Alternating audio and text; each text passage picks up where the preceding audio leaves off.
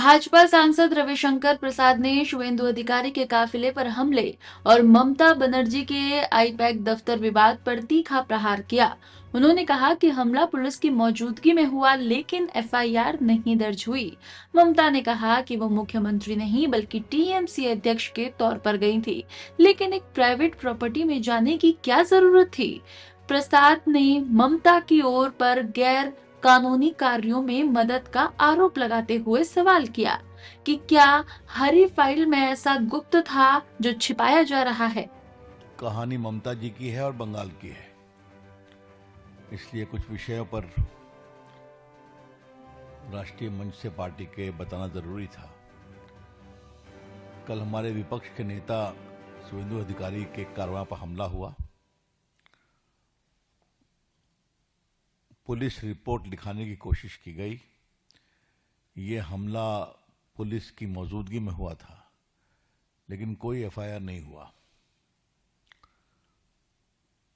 मतलब opposition leader के convoy पे हमला हो तो आप समझते ही हैं। मुझे याद है एमपी के एक डेलीगेशन हम लोग संदेश खाली गए थे, तो वहां अगर मेरी सिक्योरिटी और सीआरपीएफ नहीं आती तो हम लोग घुस भी नहीं पाते।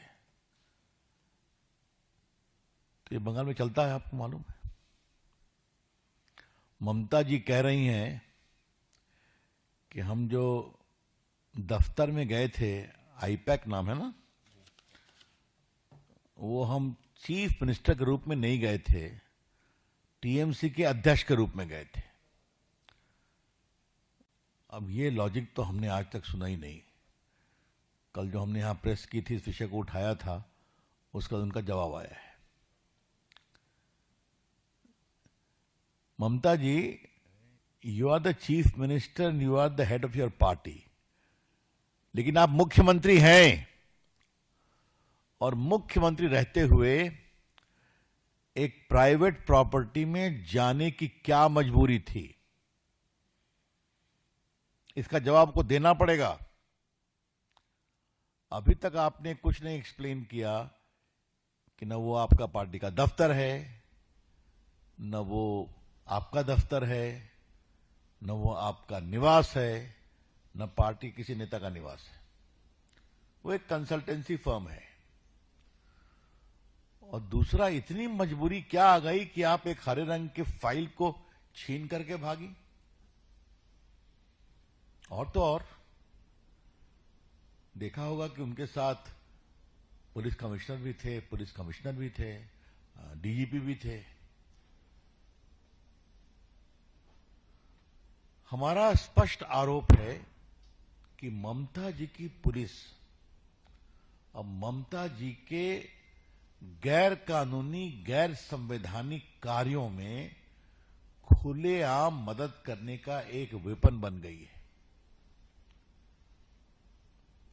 We would like to assert very clearly and categorically that the entire police infrastructure of Bengal has become a weapon in the hand of Mamta ji for all her shameful, unconstitutional, unethical and undemocratic activities.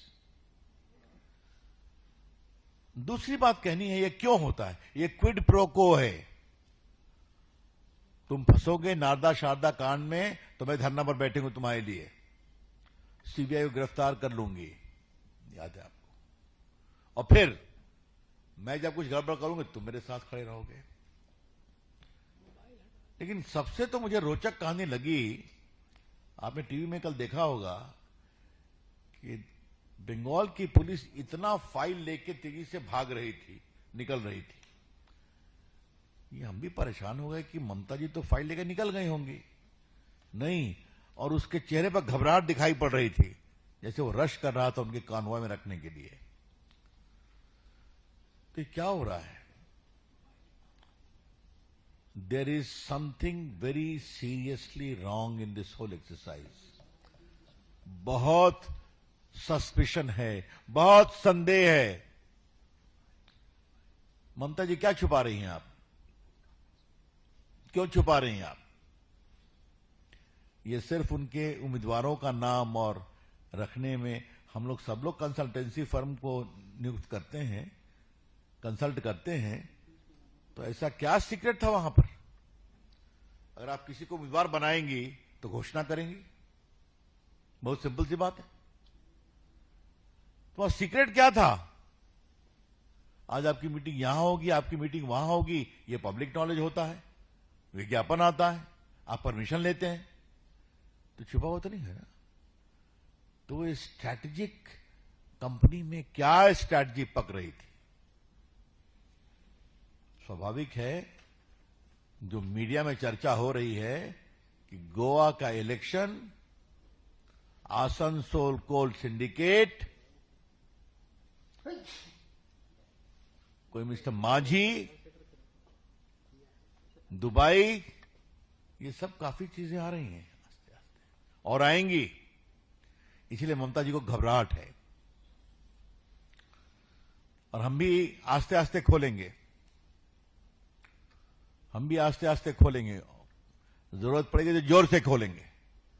लेकिन कुल मिलाकर के अभी तक ममता जी की तरफ से कोई ऐसा स्पष्टीकरण नहीं दिया गया कि ऐसी क्या मजबूरी थी कि उनको दौड़ते हाँपते उस फ्लैट में 11वें फ्लोर पर जाना पड़ा और एक पूरा फाइल लेकर खुद निकली और बाकी पुलिस लेकर निकली।